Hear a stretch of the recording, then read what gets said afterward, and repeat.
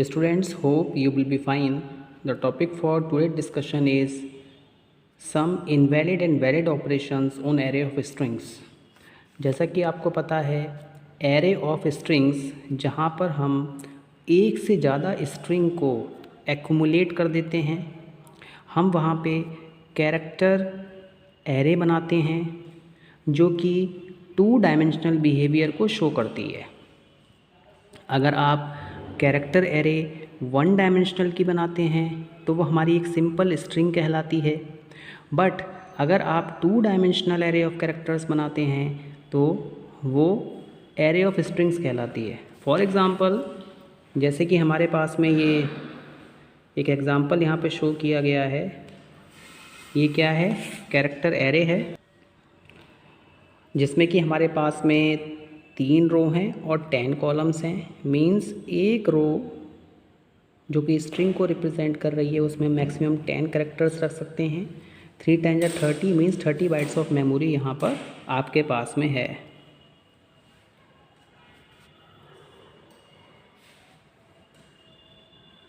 इस तरीके से यहाँ पे कॉमा नहीं लगाना है लास्ट में, यहाँ पे हम बीच में कॉमा लगा देते हैं।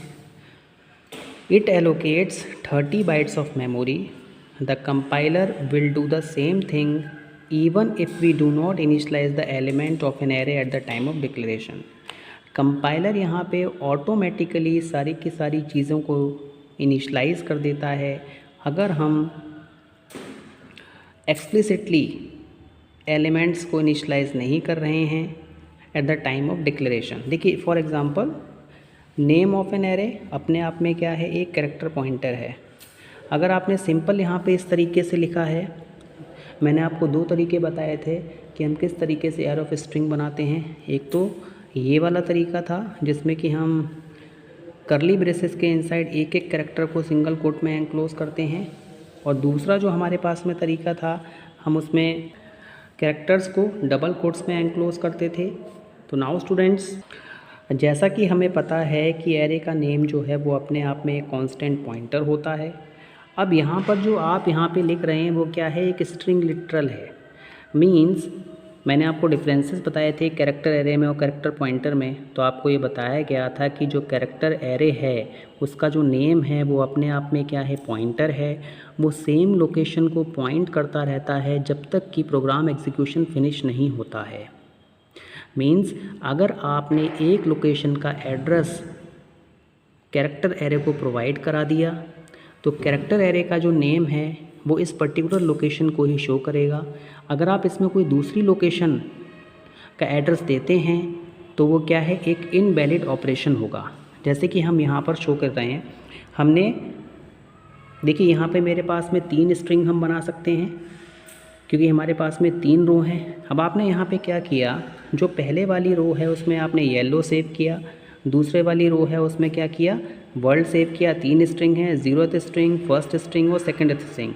नाउ यहाँ पे हमारे पास में क्या था? हेलो था। तो ये क्या है? हमारा एक इनवैलिड ऑपरेशन है। तो स्टूडेंट्स, आपको ये बताया गया था कि अगर आप कैरेक्टर एरे में कुछ असाइनमेंट करना चाहते हो तो आप वहाँ पे गेटस फंक्शन का यूज़ करते हैं, आप वहाँ पे स्कैनफ फंक्शन का यूज़ करते हैं, आप वहाँ पे strcpy फंक्शन का यूज़ करते हैं, या फिर 1 by 1 लोकेशन आप एरे की लीजिए और वहाँ पे एलिमेंट्स को सेव कराइए। फॉर एग्ज़ाम्पल, जैसा कि आपको यहाँ पे शो किया गया है, गेटस में आपने एरे का नेम पास कर दिया, स्कैनफ में किया, strcpy में किया, और यहाँ पे एक एक एलिमेंट्स को क्या कर दिया? आपने इनिशलाइज कर दिया। Now if you want to change or assign some new characters to character array, then this assignment is invalid. आप यहाँ पे डायरेक्ट असाइनमेंट नहीं करेंगे, आपको यहाँ पे इनडायरेक्ट असाइनमेंट करना है। आप strcpy फंक्शन का यूज़ कर लीजिए, ये भी सही है। आप गेटस फंक्शन का यूज़ कर लीजिए, स्कैनफ फंक्शन का यूज़ कर लीजिए। To assign a new string to character array use the following method. strcpy हम यहाँ पे स्कैनफ फंक्शन का भी यूज़ कर सकते हैं। ये क्या है? हमारे वैलिड ऑपरेशंस हैं। इनवैलिड ऑपरेशन, डायरेक्ट असाइनमेंट आपको नहीं करना है। कैरेक्टर एरे जिस लोकेशन को पॉइंट आउट कर रहा है अगर आपने उसको चेंज करने की कोशिश की तो वहाँ पे क्या है, इनवैलिड ऑपरेशन हो जाएगा, एरर आ जाएगी आपके प्रोग्राम में। आपको चेंज करना चाहते हैं तो strcpy गेटस फंक्शन scanf का यूज़ कर लिए, इनके थ्रू अगर आप करते हैं तो आपका एक वैलिड ऑपरेशन होता है। नाउ स्टूडेंट्स, अब हम एक प्रोग्राम क्रिएट करेंगे। Write a program to ask user to enter a user name. सबसे पहले यूज़र से कहा जाएगा कि आप अपना नेम एंटर करिए।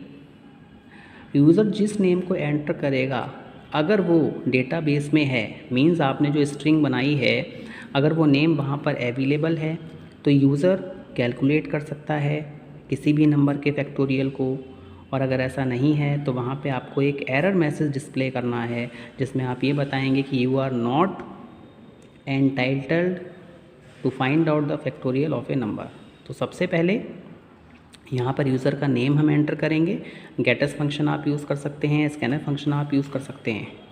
नाउ स्टूडेंट्स, सबसे पहले हमने क्या किया, standard input output header file को इंक्लूड किया, string.h हेडर फाइल को इंक्लूड किया, एक इंटीजर आई नेम का वेरिएबल क्रिएट किया, फाउंड इक्वल टू 0 मीन्स अगर नंबर जो नेम यूज़र ने एंटर किया है और वो हमारा जो हमने स्ट्रिंग्स बनाई हैं, एरर ऑफ स्ट्रिंग्स बनाई हैं उसमें अवेलेबल है तो हम कह देंगे कि हाँ कि नेम मैच हो गया। नाउ स्टूडेंट्स, ये हमने एन नेम का वेरिएबल क्रिएट किया है जिसका यूज़ हम फैक्टोरियल को फाइंड आउट करने में करेंगे।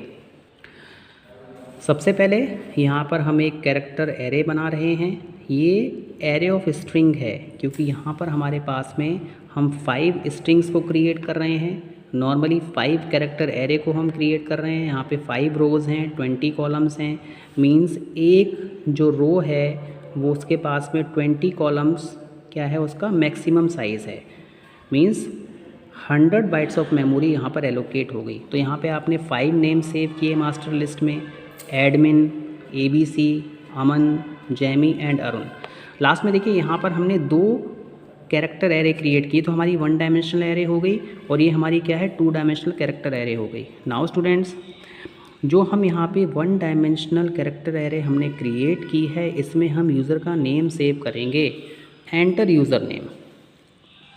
एक इन्फॉर्मेशन दी यूज़र के लिए कि आप नेम को एंटर करिए कीबोर्ड की हेल्प से। कंसोल पर जो भी प्रिंट होगा वो हम यहाँ पे सेव करा देंगे, जो भी नेम है वो जाके यहाँ पे सेव हो जाएगा। फॉर एग्ज़ाम्पल अरुण, हमने इससे एंटर किया। नाउ अब सबसे पहले यहाँ पे हमें लॉजिक क्या लगाना है, लॉजिक ये लगाना है कि हम कंपेयर करेंगे कि जो हमने नेम यहाँ पे एंटर किया है और जो नेम हमारे पास में एरे ऑफ स्ट्रिंग में अवेलेबल हैं उनसे ये मैच कर रहा है या नहीं कर रहा है। तो स्टूडेंट्स, आपको बताया गया है कि हमारे पास में स्ट्रिंग डॉट हेडर फाइल में .h हेडर फाइल में ऐसे फंक्शंस दिए गए हैं जिसकी हेल्प से हम 2 स्ट्रिंग को कंपेयर कर सकते हैं। स्ट्रिंग को कंपेयर करने के लिए strcmp नेम का फंक्शन होता है। अगर दोनों स्ट्रिंग सेम होती हैं तो वो हमें 0 रिटर्न करके देता है। पहले वाली स्ट्रिंग दूसरी वाली स्ट्रिंग से ग्रेटर है तो पॉजिटिव नंबर आता है, पहले वाली स्ट्रिंग दूसरी वाली स्ट्रिंग से स्मॉलर है तो नेगेटिव नंबर आता है। तो वही लॉजिक हम यहाँ पर लगाएंगे। नंबर ऑफ़ एरे कितनी है मेरे पास में, रो कितनी है 5, तो हमने ये 5 टाइम्स लूप चलाया कंपेयर करने के लिए।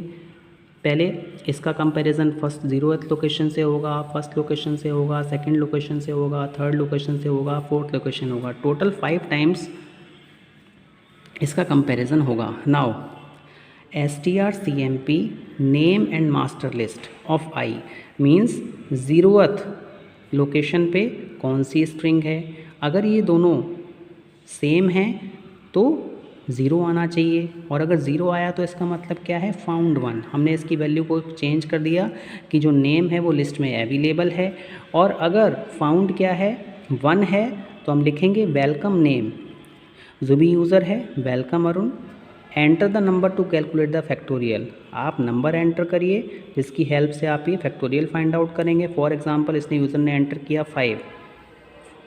नाउ फैक्टोरियल फाइंड आउट करने के लिए इन्फॉर्मेशन दे दी, factorial of percentile D is percentile D, number pass कर दिया और यहाँ पे देखिए फंक्शन को कॉल कर लिया। नाउ अब ये जो फंक्शन है आपका कहाँ पर डिफाइन है, यहाँ पर डिफाइन है। तो सेम फंक्शन कॉल हुई, 5 यहाँ पर आ गया। अब देखिए ये जो फंक्शन है आपका कैसा है, रिकर्सिव फंक्शन। और रिकर्सिव फंक्शन के बारे में आपको ये बताया गया है कि रिकर्सिव फंक्शन ऐसे फंक्शंस होते हैं जो कि अपने आप को बार बार कॉल करते रहते हैं। फैक्टोरियल एक बेस्ट एग्जांपल है रिकर्शन का। अगर n 0 है तो आप रिटर्न कर दीजिए 1, क्योंकि 0 फैक्टोरियल कितना होता है, 1 होता है। और नहीं है तो यहाँ पे मल्टीपल टाइम कॉल होता रहेगा। 5 × 4 factorial, 4 × 3 factorial, 3 × 2 factorial, 2 × 1 factorial, 1 × 0 factorial. तो इस तरीके से ये वाइंडिंग होगी, उसके पहले वाइंडिंग होगी, बाद में अनवाइंडिंग फेस होगा। नाउ स्टूडेंट्स अगर पूरी ही लिस्ट में सपोज़ ये नेम यहाँ पे किसी ने एंटर किया होता अभिषेक। अब जो हमने एरे ऑफ स्ट्रिंग बनाई है, जो हमने 2 डायमेंशनल एरे ऑफ कैरेक्टर बनाई, उसमें ये नेम मैच नहीं कर रहा है। जब नेम मैच नहीं करेगा तो यहाँ पे 0 रिटर्न नहीं होगा। इट मीन्स इफ़ कंडीशन क्या हो जाएगी, फॉल्स हो जाएगी। जब इफ़ कंडीशन फॉल्स हो गई कि फाउंड क्या है 1 के इक्वल नहीं है, तो इट मीन्स हम एल्स पोजीशन पे आ जाएंगे और यहाँ पे प्रिंट हो जाएगा you are not allowed to run this program, और यहाँ पे नेम आप प्रिंट कर देंगे। नाउ स्टूडेंट्स यहाँ पे %s लिख दीजिए, यहाँ पे नेम आपका प्रिंट हो जाएगा। नाउ देखिए सबसे पहले हमें क्या करना है, 2 डायमेंशनल एरे ऑफ कैरेक्टर्स बनानी है, जिसमें कि हम 5 1 डायमेंशनल एरे को असेंबल कर रहे हैं। मेरे पास में 5 रो हैं। इसके बाद में आप एक एरे बनाएंगे नेम की, जिसमें कि आप यूज़र का नेम एंटर करेंगे कीबोर्ड के थ्रू। स्टेटमेंट दी, नेम एंटर हुआ। इसके बाद में लूप हमने रन कराया, लूप में कंपैरिजन हुआ जो नेम एंटर हुआ है और जो नेम हमारे पास में लिस्ट में अवेलेबल हैं। अगर यहाँ से 0 रिटर्न होके आया तो इसका मतलब क्या है, फाउंड 1 मीन्स यहाँ पर यूज़र का नेम जो है वो लिस्ट में अवेलेबल है। हम यहाँ से ब्रेक कर देंगे, इस पोजीशन पे हम चले जाएंगे। इफ़ फाउंड इक्वल टू 1, अगर फाउंड 1 के इक्वल आता है तो इसके बाद में हम ये स्टेटमेंट्स को प्रिंट कराएंगे। प्रिंट करने के बाद में इफ़ फैक्टोरियल और %d इस %d ये मेथड कॉल हो जाएगा। कॉल होने के बाद में यहाँ पे सारी की सारी कैलकुलेशंस होंगी, फैक्टोरियल आपका फाइंड आउट होगा, दोबारा आप यहीं पे लोकेशन पे आ जाएंगे। और अगर फाउंड नहीं है, फाउंड आपका 0 ही रहता है, तो आप यहाँ पर डायरेक्टली स्टेटमेंट दे देंगे you are not allowed to run this program. तो स्टूडेंट्स हमने देखा कि किस तरीके से हमने यूज़र के नेम को एंटर किया, उस नेम को हमने डेटाबेस से मैच किया, जो भी हमने कैरेक्टर एरे बनाई है, एरे ऑफ स्ट्रिंग्स बनाई हैं। और अगर नेम अवेलेबल है तो हम फैक्टोरियल फाइंड आउट कर रहे हैं, और अगर नेम लिस्ट में नहीं है तो हम एक सिंपल सा एक एरर मैसेज यूज़र को दे रहे हैं कि you are not allowed to run this program. Hope you have understood this lecture. Thank you very much.